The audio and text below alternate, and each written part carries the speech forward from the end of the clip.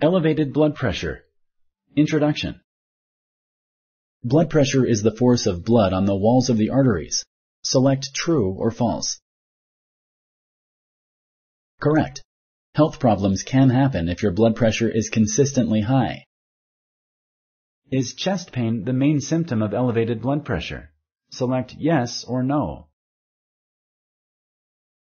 Correct. Elevated blood pressure doesn't cause symptoms. Even high blood pressure that is severe may not cause symptoms that you notice.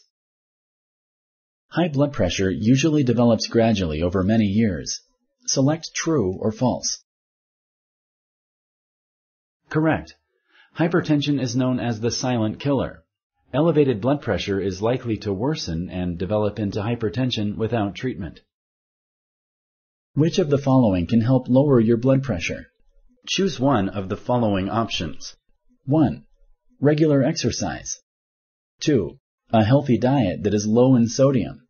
3. Maintaining a healthy weight. 4. All of the above. Correct. Thank you for using Explain.